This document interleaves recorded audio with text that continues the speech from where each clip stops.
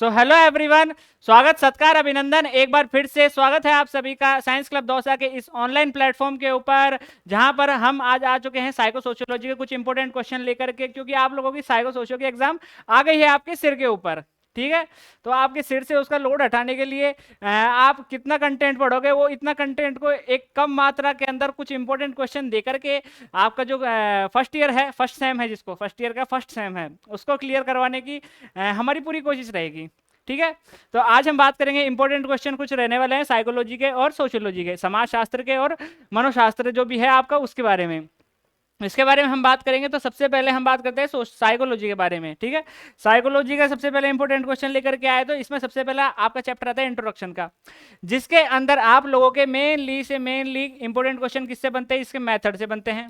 कि इसके मेथड पूछ लो, मान लो 4 नंबर के अंदर कि भाई एक्सप्लेन कर दो एक्सपेरिमेंटल मेथड, क्या होता है एक्सपेरिमेंटल मेथड। या फिर पूछ ले आपसे शॉर्ट या फिर ऑप्शनल क्वेश्चन के अंदर एक्सपेरिमेंटल जो मेथड होता है इसके अंदर कितने % की आवश्यकता होती है। ठीक है, इस तरीके से। उसके अलावा इसके इंपॉर्टेंस से क्वेश्चन बन सकता है कि इंपॉर्टेंस इसके क्या क्या रहने वाले हैं, क्या क्या इंपॉर्टेंस हो सकते हैं साइकोलॉजी के आपके नर्सिंग के क्षेत्र के अंदर, और नॉर्मली क्या आपके जो यूजेस हैं या फिर बेनिफिट्स हैं क्या रह सकते हैं, उसके बारे में बात करेंगे। उसके बाद बात करते हैं अपन परसेप्शन के बारे में। परसेप्शन का मतलब बताया था आपको, जो प्रीवियस क्लास थी उसमें बताया था, परसेप्शन का मतलब कि किसी भी चीज को जानने की एबिलिटी, वो होती है आपकी परसेप्शन। जैसे मान लो ये मेरे हाथ में पेन है, तो मैं इसको पेन ही क्यों बोल रहा हूँ? मैं इसको रूल भी बोल सकता हूँ, मैं इसको फोन भी बोल सकता हूँ, लेकिन क्यों बोल रहा हूँ पेन? क्योंकि मेरे अंदर जानने की एबिलिटी, और इसका काम क्या है? सिर्फ आपके लिखने के लिए, समझाने के लिए। ठीक है, इस तरीके से किसी चीज को जानने की एबिलिटी वो आपकी कहलाती है परसेप्शन। इसके अंदर आपका मेन क्वेश्चन उठता है एरर ऑफ परसेप्शन के नाम से, एरर ऑफ परसेप्शन के नाम से। ठीक है, एरर ऑफ परसेप्शन के नाम से क्वेश्चन उठता है, 4 से 8 नंबर का क्वेश्चन उठता है, और शॉर्ट नोट्स में भी आ सकता है और बड़े नोट्स के अंदर भी आ सकता है, जिसके अंदर आपके इल्यूजन हेलुसिनेशन 2 टॉपिक रहते हैं। उसके अलावा बात करें अपन लर्निंग की, थर्ड क्वेश्चन आता है आपका लर्निंग का। लर्निंग में आपके इंपॉर्टेंट रहती है कुछ थ्योरिया कि लर्निंग होती क्या है, लर्निंग के कैरेक्टरिस्टिक समझा दीजिए जी। लर्निंग होती क्या है? लर्निंग का मतलब होता है सीखना, क्या सीख रहे हो, यहाँ से भी तुम कुछ सीख के जा रहे हो, क्या सीख रहे हो, कि इंपॉर्टेंट क्वेश्चन किस तरीके से करने हैं, हैंडल करने, वो तरीका भी आपको बताएंगे, तो वो ठीक है। उसके अलावा थ्योरीज की बात की जाए यहाँ पर, तो थ्योरीज के अंदर इसके आपके आते हैं इंपॉर्टेंट कुछ थ्योरी, जिनकी क्लास प्रीवियस में जो क्लास ली थी साइकोलॉजी की, उसके अंदर भी बताया गया है। ट्रायल एरर थ्योरी थी, इनसाइट थ्योरी थी, ओपरेंट कंडीशनिंग, क्लासिकल कंडीशनिंग, 3-4 तरीके की थ्योरी थी। तो वो उसको उससे भी कम से कम 4 नंबर का आपका क्वेश्चन उठ सकता है। लर्निंग के मान लो कैरेक्टरिस्टिक्स पूछ लेंगे, लर्निंग किस तरीके की क्या चीज होती है, तो उसके बारे में पूछ ले, ये आपका 2 नंबर का क्वेश्चन उठ सकता है। और डेफिनेशन सबकी याद करके जागनी है, मेन बात। इसके अलावा बात करते हैं अब नया टॉपिक मेमोरी। मेमोरी के अंदर आपकी डेफिनेशन पूछ सकता है, फैक्टर अफेक्टिंग पूछ सकता है कि मेमोरी को ऐसे कौन कौन से फैक्टर रहने वाले हैं जो अफेक्ट करेंगे, कौन से फैक्टर रहेंगे। जैसे मान लो तुम्हारे एनवायरमेंटल कोई फैक्टर हो सकता है, इंट्रिंसिक बॉडी का कोई फैक्टर हो सकता है, एज हो सकती है इंडिविजुअल की, मैच्योरिटी हो सकती है, किसी भी तरीके की बीमारी हो, या फिर कुछ जो तुमको कंटेंट दिया जा रहा है वो बहुत ज्यादा हो, जैसे कि एग्जाम आ गया तो कुछ हो नहीं रहा है, तो तुमको याद करने की कैपेसिटी तुम्हारी खत्म हो गई, उसी तरीके से। और मान लो कम कंटेंट है, शुरू से पढ़ते आते तो तुम्हारे पर लोड नहीं पड़ता, तो वो तुम्हारी मेमोरी अच्छी रहती है लास्ट तक। थिंकिंग के लेवल पूछ लेता है, ठीक है, स्टेप्स पूछ लेता है, जो मेनली 2 से 3 नंबर के अंदर ही पूछ सकता है, आपके ज्यादा नहीं पूछेगा, ये आपका 4 नंबर के अंदर क्वेश्चन आ सकता है। आईक्यू की बात करें, आईक्यू भी आपके 4 नंबर में आ सकता है। इंटेलिजेंस कोटेंस के होता क्या है, और इसके अलावा जो इसका क्लासिफिकेशन रहता है, स्कोरिंग की जाती है 140 से ऊपर, genius, superior, very superior, mental retarded, और उसके अलावा आपका डल वगैरह जो भी रहता है, वो सारी आईक्यू के अंदर आते हैं, जो मेनली 4 क्वेश्चन का नंबर बनता है, 4 उसका 4 नंबर का क्वेश्चन बनता है, 4 क्वेश्चन का नंबर नहीं है ना।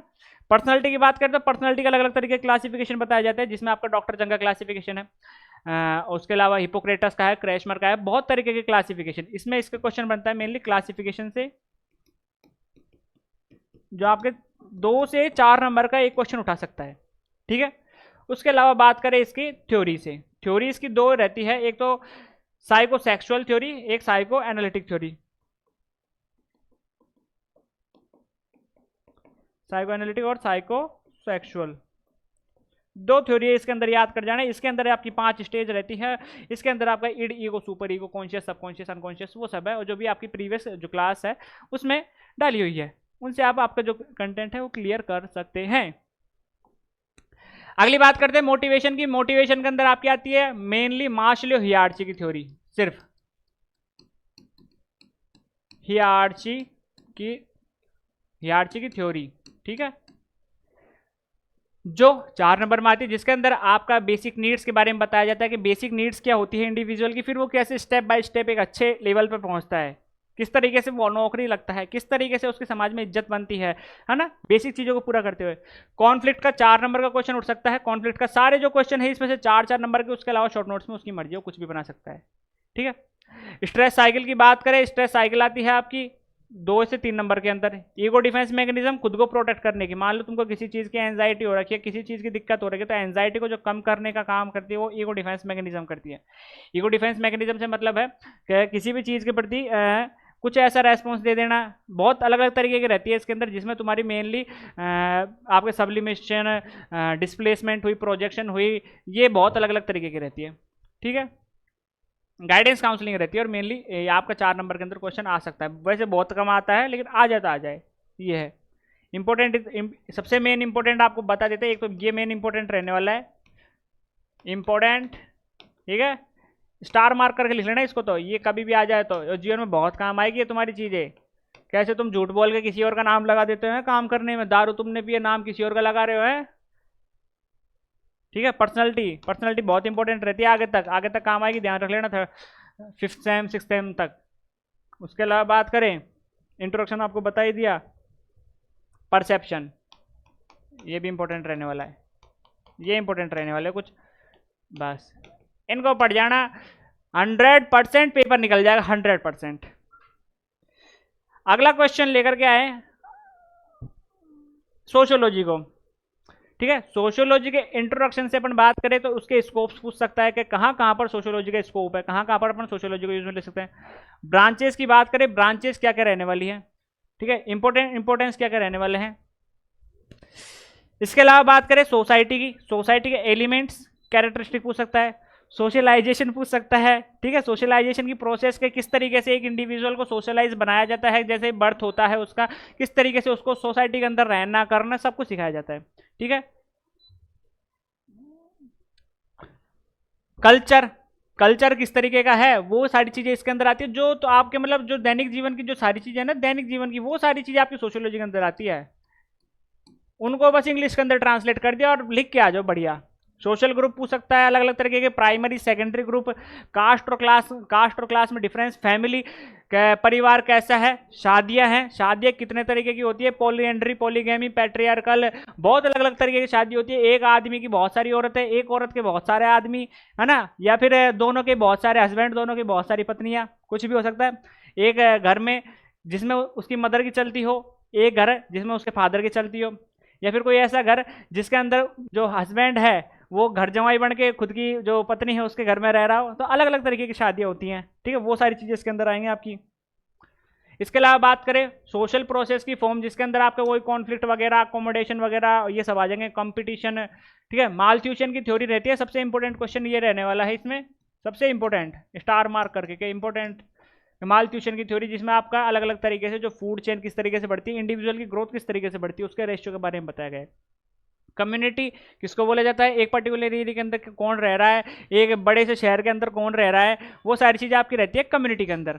सोशल कंट्रोल, समाज में किस तरीके से कंट्रोल करना है, किसी चीज़ के ऊपर जो गतिविधियां हो रही है खराब, या फिर कोई भी गलत प्रथाएं चल रही है उन पर किस तरीके से कंट्रोल करना है, एक व्यक्ति के ऊपर किस तरीके से कंट्रोल करना है, कंट्रोल क्यों करना है, वो सारे पर्पज वगैरह इसके अंदर बताए जाते हैं। सोशल मोबिलिटी का मतलब होता है समाज के अंदर मूवमेंट करना, मूवमेंट से मतलब है यूं नहीं कि तुम उठ करके कहीं चल दिया तो वो तुम्हारा मूवमेंट हो गया। मूवमेंट से यहाँ पर मतलब होता है कि जैसे मान लो आज कोई पर्सन है, तुम आज नर्सिंग कर रहे हो, नर्सिंग करने के बाद में तुम आज नहीं तो कल नर्सिंग ऑफिसर बन जाओगे, चाहे तुम सीएचओ में बनो, चाहे एम्स में बनो, कहीं भी बनो, तो तुम्हारी वो सोशल मोबिलिटी कैसे हुई कि एक टाइम पे तुम क्या करते थे, पढ़ते थे, और पढ़े तो उस टाइम पे तुमने क्या किया, आगे जाकर के रिजल्ट अच्छा दिया, तो वो एक तुम्हारा एक लो लेवल से हाई लेवल की तरफ पहुंच गए। एग्जाम्पल के रूप में और माने कोई टीचर है, ठीक है, टीचर के में जैसे मान लीजिए कोई टीचर आपके आसपास में लगा हुआ है, गवर्नमेंट स्कूल के अंदर सेकंड ग्रेड टीचर है, उसका ट्रांसफर कहीं और हो जाता है, तो वो भी एक तरीके से मोबिलिटी है। लेकिन वो सेकंड ग्रेड टीचर जब फर्स्ट ग्रेड में कहीं और पर लग जाए, फिर उस वहीं पर लग जाए, तो वो भी एक तरीके से मूवमेंट होता है। एक होता है जिसमें अपनी पोजीशन चेंज हो जाती है, और एक होता है जिसमें अपनी स्थान चेंज हो जाता है, तो वो रहता है आपका सोशल मोबिलिटी के बारे में, मूवमेंट के बारे में बताया जाता है। एक तो पोजीशन के बेस पे रहता है और एक आपका स्टेटस के बेस पे रहता है।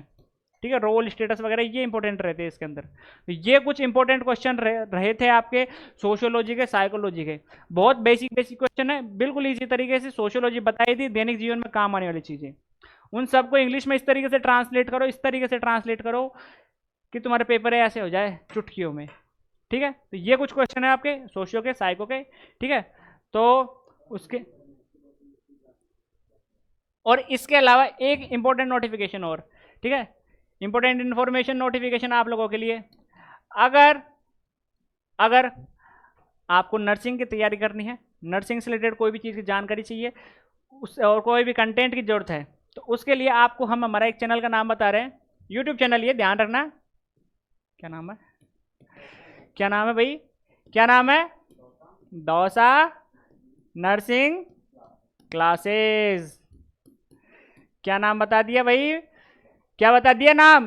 दौसा नर्सिंग क्लासेस करके है, जो साइंस क्लब दौसा है उसी का दूसरा वर्जन है। ठीक है, साइंस क्लब दौसा में आपका एंट्रेंस के लिए है, ये आपका नर्सिंग वाले जो बच्चे हैं जिनका एडमिशन हो चुका है, जिनको सेमेस्टर सिस्टम में तैयारियां करनी है, ठीक है, उनके लिए, सेमेस्टर वालों के लिए। और उसके अलावा जो कंटेंट है एंट्रेंस वालों के लिए भी डलता रहेगा इसके ऊपर। ठीक है, एक्सपेरिमेंट वगैरह होगा, किस तरीके से इंजेक्शन लगाया जाता है, किस तरीके से आईवी लगाया जाता है, किस तरीके से आपका एससी लगाया जाता है, सारे प्रोसीजर भी उसके अंदर दिखाया जाता है। सीपीआर किस तरीके से दिया जाता है, इंस्ट्रूमेंट वगैरह के बारे में एक एक पर्टिकुलर चीज उस चैनल पर सिखाई जाएगी आपको। तो और अच्छी अच्छी इन्फॉर्मेशन को प्राप्त करने के लिए, अपने जीवन क्षेत्र में आगे बढ़ते रहने के लिए आप इस यूट्यूब चैनल पर जरूर से जरूर जाए। ठीक है, ठीक है। इसके अलावा जो इंपॉर्टेंट क्वेश्चन बता दिए जरूर पढ़ लेना। 31 तारीख को एग्जाम है, एग्जाम पार करनी है तुमको एक झटके में। ठीक है, तो बाकी अपन मिलेंगे फिर से इस चैनल के ऊपर अपनी नई क्लास के साथ में, नए टॉपिकों के साथ में, नए एक्सपेरिमेंटों के साथ में। ठीक है, तब तक के लिए जय हिंद, जय भारत।